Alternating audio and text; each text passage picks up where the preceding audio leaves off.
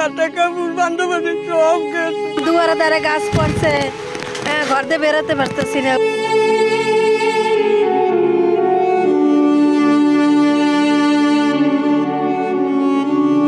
বন্যার পানিতে শুধু ঘরবাড়ি নয়, ভেসে যায় মানুষের জীবন, স্বপ্ন আর ভবিষ্যৎ। এ যেন এক নিষ্ঠুর পুনরাবৃত্তি। বছর বছর একই দৃশ্য, তবে নেই কোনো প্রস্তুতি বা টেকসই সমাধান। প্রতিবারই আমরা প্রস্তুত নই, প্রতিবারই হাজারো পরিবার সব হারিয়ে ফেলে। আর প্রতিবারই আমরা প্রশ্ন করি, নদীর এপার ভাঙে ওপার গড়ে, এই তো নদীর খেলা। এই ভাঙা গড়ার খেলায় কি সারা জীবন ভুগবে মানুষ?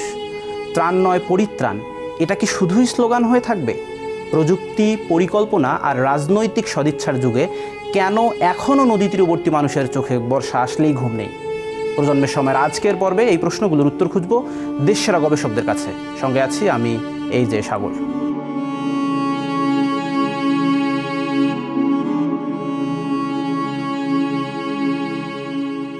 চলুন একটু পরিসংখ্যানে আলোকপাত করা যাক। সরকারি তথ্য ও বিভিন্ন গবেষণা সংস্থার রিপোর্ট বলছে 2022 সালে বন্যায় ক্ষতিগ্রস্ত মানুষ প্রায় 70 লাখ, প্রাণহানি প্রায় 145 জন, ক্ষয়ক্ষতির পরিমাণ প্রায় 11,000 কোটি টাকা। 2023 সালে সিলেট, সুনামগঞ্জ, কুড়িগ্রাম সহ 20 জেলার মানুষ পানিবন্দী, প্রাণহানি প্রায় 98 জন, ক্ষতিগ্রস্ত কৃষিজমি 2 লাখ একরের বেশি। 2024 সালে ঘূর্ণিঝড়ের পরপরই ভয়াবহ নদী ভাঙন, ঘরবাড়ি ভেসে গেছে হাজারো, বিশুদ্ধ পানির অভাব, শিশু মৃত্যু ডায়রিয়ায়, ক্ষয়ক্ষতি প্রায় 14,000 কোটি টাকা। চলতি বছরেও বর্ষা শুরু হতেই দেশের নানা অঞ্চলে দেখা দিয়েছে নদী ভাঙন, বন্যার ঝুঁকি। এখনও অনেক অঞ্চলে উপযুক্ত বাঁধ নেই কার্যকর ড্রেনেজ ব্যবস্থা কিংবা দুর্যোগ পূর্ণ প্রস্তুতি।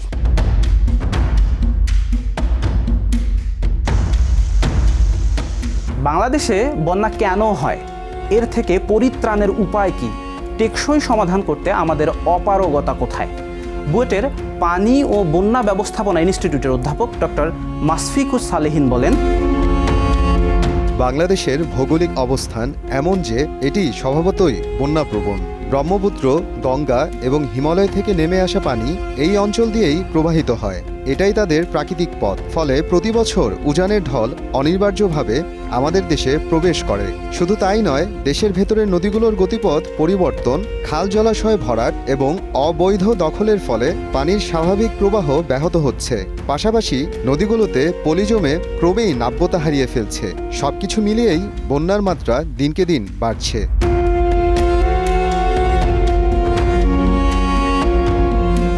ক্ষয়ক্ষতি কমানোর উপায় হিসেবে তিনি জোর দেন ফরকাস্টিং ও আর্লি ওয়ার্নিং সিস্টেমের ওপর। আগাম সতর্কতা ব্যবস্থা ভালোভাবে কাজ করলেই অনেক প্রাণ সম্পদ রক্ষা সম্ভব। তবে আকস্মিক বন্যার ক্ষেত্রে সময় কম থাকায় চ্যালেঞ্জ বেশি। তাই সবচেয়ে গুরুত্বপূর্ণ বিষয় হলো বন্যা পরবর্তী পুনরুদ্ধার এবং দীর্ঘমেয়াদী টেকসই ব্যবস্থাপনা পরিকল্পনায় আরও বেশি গুরুত্ব দেয়া।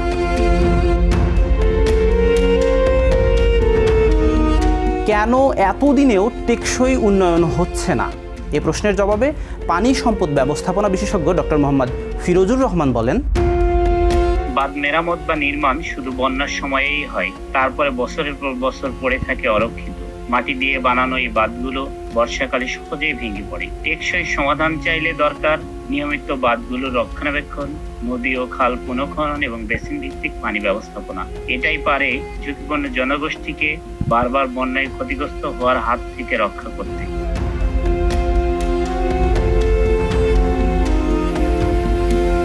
উত্তরাঞ্চলের বন্যা নিয়ে বেগম রোকেয়া বিশ্ববিদ্যালয়ের দুর্যোগ বিজ্ঞান ও ব্যবস্থাপনা বিভাগের অধ্যাপক ডক্টর আবু রেজা মোহাম্মদ তৌফিকুল ইসলাম বলেন,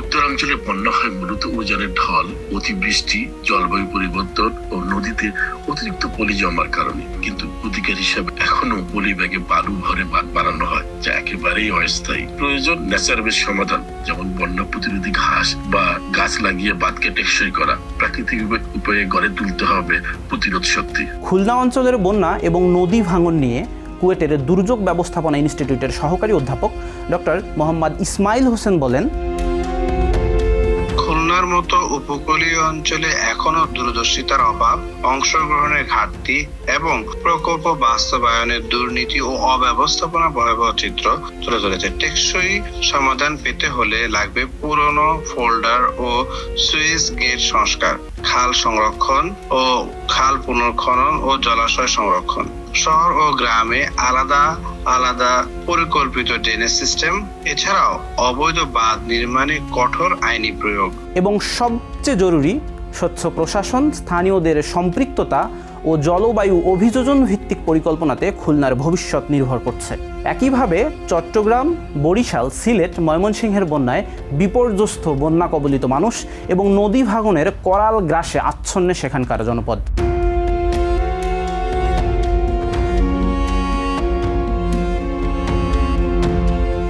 এটা শুধু প্রাকৃতিক দুর্যোগ নয়, এটা আমাদের দায়িত্ববোধের ব্যর্থতা। বন্যা থামানো যাবে না, কিন্তু তার আঘাত কমানো সম্ভব। প্রতি বছরই যখন কেউ তার শেষ সম্বল হারিয়ে ফেলে, তখন প্রশ্ন ওঠে, আমরা কি সত্যি উন্নত হচ্ছি? বন্যা যেমন অবশ্যম্ভাবী, তেমনি প্রস্তুতিও সম্ভব। কেবল দরকার পরিকল্পনা, বিজ্ঞান ভিত্তিক সিদ্ধান্ত, সঠিক বাস্তবায়ন আর সবার আগে মানবিকতা। এই দেশ আমাদের, এই দেশের মানুষগুলো আমাদের, তাদের রক্ষা করাই আমাদের সত্যিকারের উন্নয়ন।